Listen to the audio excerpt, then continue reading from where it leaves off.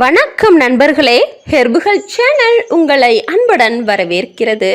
சளி, இருமல், மூக்கடைப்பு, மூச்சு திணறல் போன்ற பிரச்சனைகள் மழை காலத்தில் தான் வரும் அப்படின்னு பலரும் நினச்சிக்கிட்டு இருக்கீங்க. ஆனால் அப்படி கிடையாதுங்க. இந்த சளி, இருமல் போன்ற பிரச்சனைகள் யாருக்கு வேணாலும் எப்போ வேணாலும் வரலாம். உங்களுக்கு எப்போ உடலில் நோய் எதிர்ப்பு சக்தி பலகீனமாக இருக்கோ அப்போ உங்களுக்கு நிச்சயமாக சளியும் இருமலும் வந்து உங்களை ஒரு பாடுபடுத்தி எடுத்துருங்க. ஸோ இது போன்ற நோய்கள் வர்றதுக்கு முக்கியமான காரணம் என்ன அப்படின்னா, வெளிப்புறத்தில் இருக்கக்கூடிய பாக்டீரியா, வைரஸ் நம்மளோட உடலை தாக்குறது தாங்க. அதுக்கு நம்மளோட உடலில் ரொம்பவே நோய் எதிர்ப்பு சக்தி பலகீனமாக இருக்கும். அப்படிங்கும் பொழுது நிச்சயமாக வெளிப்புறத்தில் இருக்கக்கூடிய வைரஸ், பாக்டீரியா நம்மளோட உடலுக்குள்ளே ஈஸியாக நுழைஞ்சிடும். அதோட வெளிப்பாடாக தான் நமக்கு சளி, இருமல், தும்மல், அதுக்கப்புறம் கடுமையான ஜுரம் போன்ற நிறைய பிரச்சனைகள் வரும். ஸோ உங்களுக்கு இது போன்ற சுவாச பிரச்சனைகள் இருக்குது அப்படின்னா இந்த பாரம்பரியமான மருந்தை மட்டும் ஒரு முறை ட்ரை பண்ணி பாருங்க.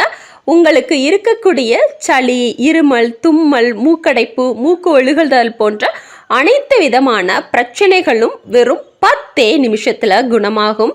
ஸோ அப்படி காலங்காலமாக நம்மளோட முன்னோர்கள் பயன்படுத்திட்டு வந்த ஒரு பாரம்பரியமான ஆயுர்வேதிக் சூப்பரான ஹோம்மேட் ரெமடி எப்படி பண்ணுறது அப்படிங்கிறத முழுமையாக தெரிஞ்சுக்க வீடியோவை யாருமே ஸ்கிப் பண்ணாதீங்க. ஏன் அப்படின்னா இந்த மருந்து நிச்சயமாக குழந்தைகள்லேருந்து பெரியவங்க வரைக்கும் இருக்கக்கூடிய சுவாச பிரச்சனைகளுக்கு உடனடி நிவாரணம் தரக்கூடியது.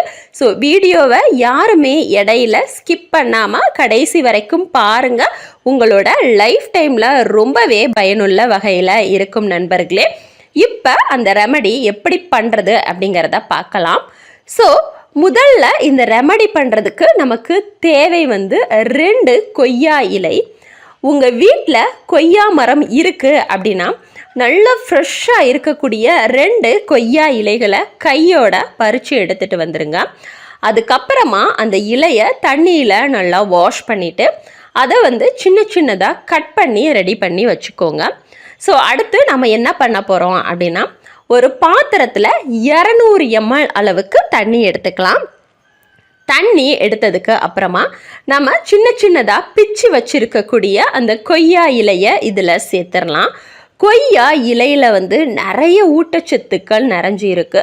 குறிப்பாக இந்த கொய்யா இலையில் ஆன்டிவைரல், ஆன்டிபாக்டீரியல் போன்ற குணநலன்கள் நிறைவாகவே இருக்குது.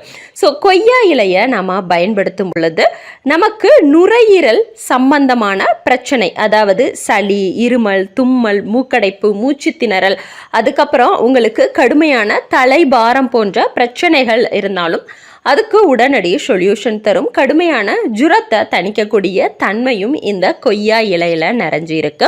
ஸோ கொய்யா இலை நம்ம சேர்த்துட்டோம். அதுக்கப்புறமா இதில் நம்ம சேர்க்க போகிற 2வது பொருள் ஒரு 5 மிளகு, 5 கருமிளகு எடுத்துக்கோங்க. அதை உரலில் போட்டு நல்லா 1-2 தட்டி இந்த தண்ணியில் சேர்த்துக்கலாம்.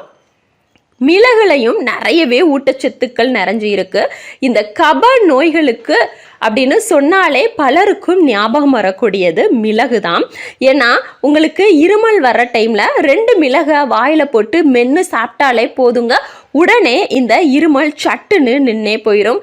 வறட்டு இருமல், நாள்பட்ட இருமல், நெஞ்சு சளி போன்ற அனைத்து பிரச்சனைகளுக்கும் உடனடியாக சொல்யூஷன் தரக்கூடியது.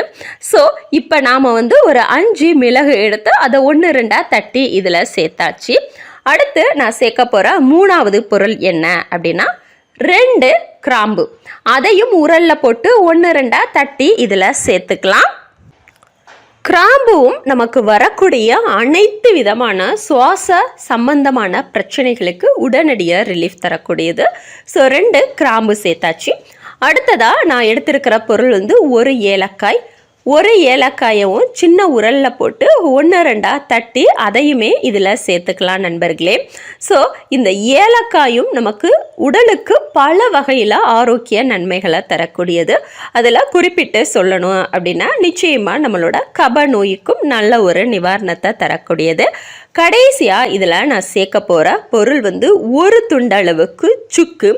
நீங்கள் இஞ்சியை பயன்படுத்துகிறத காட்டிலும் இந்த சுக்கை பயன்படுத்தினீங்க அப்படின்னா அதோட பலன்கள் நமக்கு இரட்டிப்பாக கிடைக்கும்.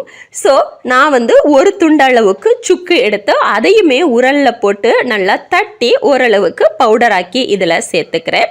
இந்த சுக்கில் இருக்கக்கூடிய அந்த காரத்தன்மை நம்மளோட சளி, அதாவது நெஞ்சில் சேர்ந்திருக்கிற எப்படியாப்பட்ட சளியவும் கரைச்சி வெளியேற்றும்.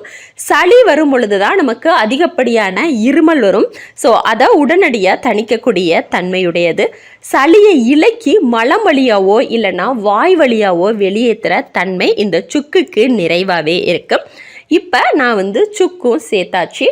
அடுத்து என்ன பண்ணணும் அப்படின்னா, அடுப்பை ஆன் பண்ணிவிட்டு இந்த பாத்திரத்தை நம்ம அதில் வச்சு கொதிக்க வைக்கணும். அடுப்பை ஃபஸ்ட்டில் இருந்து லாஸ்ட் வரைக்கும் லோ ஃப்ளேமில் தான் வைக்கணும். அதை மறந்துடாதீங்க. நம்ம எடுத்திருக்கிற அந்த 200 ml தண்ணி வந்து நல்லாவே சுண்டி 100 ml அளவுக்கு வரணும். அந்த அளவுக்கு நீங்கள் வந்து அடுப்பை லோ ஃப்ளேமில் வச்சு கொதிக்க விடுங்க.